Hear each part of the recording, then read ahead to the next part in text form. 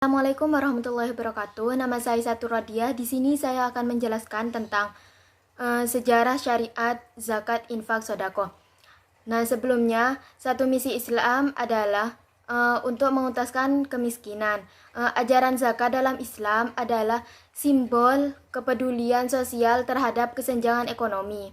Nah, dengan begitu, Islam tidak akan membiarkan kemiskinan merajalela di atas pantas sejarah manusia. Berikut sejarah lahirnya zakat. Yang pertama yaitu pada masa Nabi Muhammad SAW. Pada zaman Rasulullah SAW, tepatnya di tahap awal hijrah di Madinah, zakat belum dijalankan. Namun, pada tahun pertama di Madinah itu, Nabi beserta para sahabatnya dan juga beserta kaum muhajirin masih dihadapkan dengan bagaimana menjalankan penghidupan di tempat baru. Nah, hal ini dikarenakan selain memang tidak semua di antara mereka orang yang berkecukupan, kecuali pada masa itu yaitu Utsman bin Affan, semua harta benda dan kekayaan yang mereka miliki ditinggal di Mekah. Zakat diperuntukkan untuk mengurangi kemiskinan dengan menolong mereka yang membutuhkan. Pengelolaan zakat pada masa Nabi Muhammad memberikan contoh dan petunjuk manajemen operasional yang terdiri dari yang pertama yaitu katabah. Nah, petugas yang mencatat para wajib zakat. Yang kedua hasabah, yaitu petugas yang menaksir menghitung zakat. Yang ketiga yaitu jubah, petugas yang menarik atau mengambil zakat dari para muzaki. Yang keempat yaitu khazanah, petugas yang menghimpun dan memelihara harta. Serta yang kelima yaitu qazamah, petugas yang menyalurkan zakat pada mustahik atau orang yang berhak menerima zakat. Selanjutnya yaitu zakat pada masa sahabat. Nah, pada masa sahabat ini zakat dibagi menjadi beberapa periode. Yang pertama yaitu periode Abu Bakar As-Siddiq. Pada masa Khalifah Abu Bakar As-Siddiq ini beberapa umat muslim menolak untuk membayar zakat karena mereka beranggapan bahwa zakat hanya pendapat personal Nabi Muhammad SAW. Akan tetapi masalah tersebut bisa diatasi oleh Khalifah Abu Bakar As-Siddiq. Nah, yang kedua yaitu pada masa periode kedua yaitu pada masa Khalifah Umar bin Khattab. Nah, pada masa ini Khalifah Umar bin Khattab menghapus zakat untuk orang mu'allaf. Tindakan Umar tersebut bukan berarti untuk mengubah hukum agama dan menyampingkan ayat Al-Quran, melainkan mengubah fatwa sesuai dengan perubahan zaman yang jelas berbeda dari zaman Nabi Muhammad SAW. Sementara itu, Umar bin Khattab tetap membebankan zakat kepada Bani Nasrani. Assalamualaikum warahmatullahi wabarakatuh. Nama saya Siti Alima, NIM 121. Di sini saya akan melanjutkan materi dari pemateri pertama, yaitu yang poin C adalah periode Utsman bin Affan yang dibagi menjadi dua, yaitu zakat al-amwal az-zahirah yang artinya benda yang tampak dan zakat al-amwal al-batiniyah yang artinya zakat yang tersembunyi. Selanjutnya adalah poin D, periode Ali bin Abi Thalib. Pada periode ini, politik mengalami ketidakstabilan karena penuh dengan perperangan dan pertumpahan darah. Akan tetapi, Ali bin Abi Thalib tetap mencurahkan perhatian dalam mengelola zakat, karena beliau melihat bahwa zakat merupakan urat nadi kehidupan bagi pemerintah dan agama. Selanjutnya adalah yang ketiga, zakat pada masa tabi'in. Pengelolaan zakat pada masa tabi'in berlangsung hampir 90 tahun, dari 41 sampai 127 Hijriah.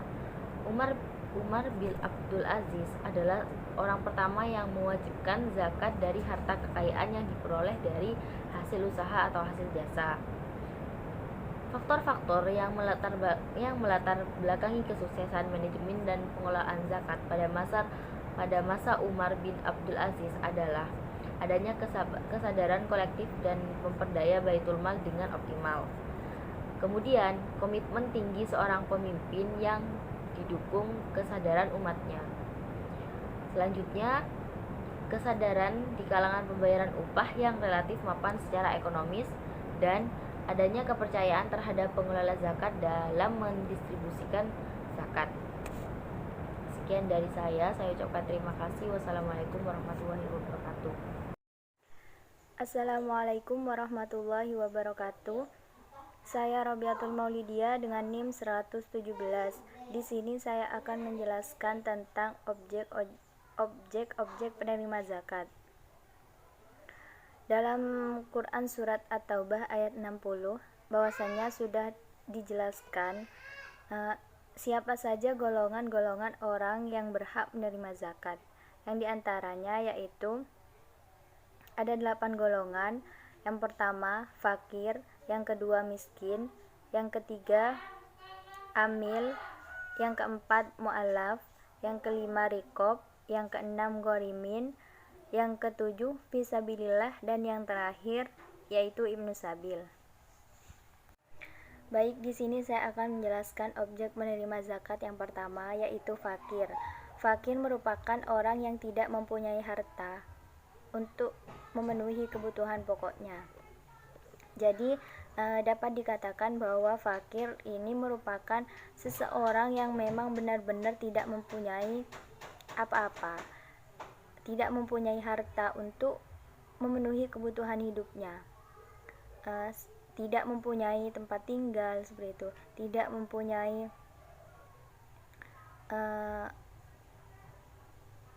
makanan seperti itu. Maka fakir di sini itu berhak menerima zakat. Kemudian objek penerima zakat yang nomor 2 yaitu miskin. Miskin merupakan orang yang memiliki sebagian harta untuk memenuhi kebutuhan hidupnya, tetapi sangat sedikit, yang dimana penghasilan sehari-harinya itu hanya cukup untuk memenuhi makan dan minum. Jadi miskin di sini merupakan seseorang yang masih memiliki tempat tinggal, memiliki pekerjaan, tetapi hanya bisa mencukupi kebutuhan sehari-hari seperti makan dan minum maupun kebutuhan keluarganya seperti itu. Sedangkan untuk yang fakir itu merupakan sekelompok orang yang memang tidak mempunyai pekerjaan seperti itu, tidak mempunyai pekerjaan yang bisa menghidupi dirinya maupun tanggungannya. Baik, selanjutnya yaitu mu'allaf. Mu'allaf merupakan orang non-muslim yang kemudian masuk ke agama Islam. Jadi mu'allaf ini diberikan zakat itu karena diharapkan kecenderungan hatinya atau keyakinannya untuk bisa bertambah terhadap agama Islam seperti itu. Adapun golongan-golongan mu'allaf itu dibagi menjadi beberapa kelompok. Yang pertama, kelompok yang diharapkan keislamannya, baik secara kelompok maupun individu. Kemudian kelompok yang dikhawatirkan kelakuan jahatnya, maka mereka diberi zakat dengan harapan dapat mencegah kejahatannya. Kemudian kelompok yang baru masuk Islam, jadi mereka diberi zakat dengan harapan hatinya itu tersentuh dan mantap dengan keyakinan Islamnya. Kemudian para pemimpin dan tokoh masyarakat yang baru masuk Islam dan mempunyai sahabat-sahabat orang-orang non-muslim. Kemudian yang ketiga yaitu amil. Amil adalah orang-orang yang mengurus zakat, mulai dari penerimaan sampai dengan pendistribusian zakat kepada orang-orang yang membutuhkan. Jadi zakat itu merupakan suatu kewajiban seluruh umat Islam yang disalurkan kepada fakir miskin dan sekelompok orang yang berhak menerimanya. Nah, ada kalanya seseorang menyalurkan kepada sebuah panitia yang mengelola zakat, yakni amil, seperti itu. Tetapi amil di sini itu mempunyai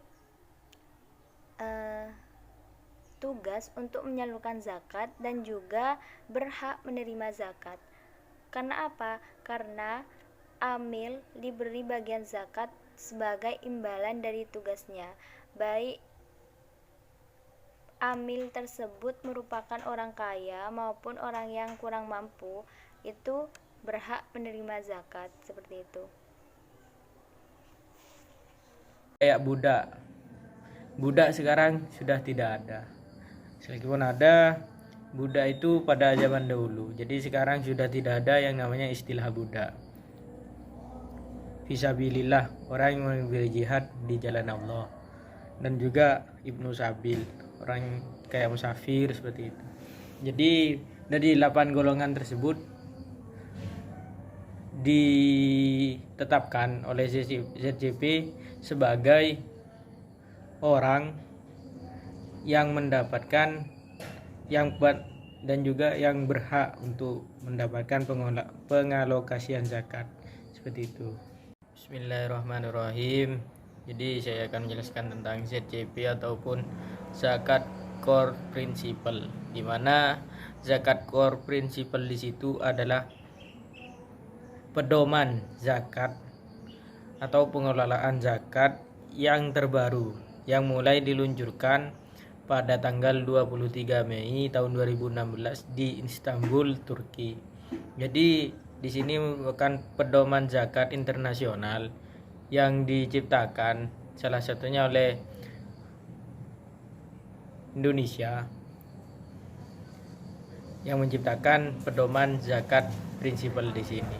Jadi dan tujuannya yaitu untuk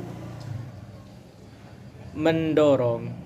Jadi tujuannya di sini untuk mendorong mewujudkan sistem pengelolaan zakat yang sehat dan efektif bagi kemaslahatan umat. Jadi dari ZCP di sini itu tujuannya. Nah, kemudian pada halaman 11 dan 12 di sini di ZCP di situ menjelaskan tentang penerima dari alokasi zakat. Maksudnya dari pengalokasian zakatnya di situ di ZCP di situ dibagi menjadi 8. Jadi istilahnya kalau sering kita pahami di kitab-kitab yaitu tentang mustahik zakat. 8 golongan yang menerima zakat. Tidak ada bedanya. Namun di sini memang pertama dari pengalokasian zakat di situ kepada fakir miskin, fakir dan miskin. Istilah fakir di situ adalah orang yang nggak mampu. Jadi untuk makan saja mereka nggak ada, itu namanya fakir. Nah, untuk miskin, untuk yang dimakan sekarang masih ada, tapi untuk besok mencari besok seperti itu namanya orang miskin. Jadi antara fakir dan miskin itu ada perbedaan. Yang kedua yaitu amil. Amil di sini adalah orang yang mendistribusikan zakat. Maksudnya ketika ada seorang membayar zakat kepada suatu badan kayak Basnas dan sebagainya, orang yang bekerja di dalamnya itu yang dinamakan amil. Jadi berhak untuk mendapat sebagian untuk pengalokasian dananya kepada amil, seperti itu.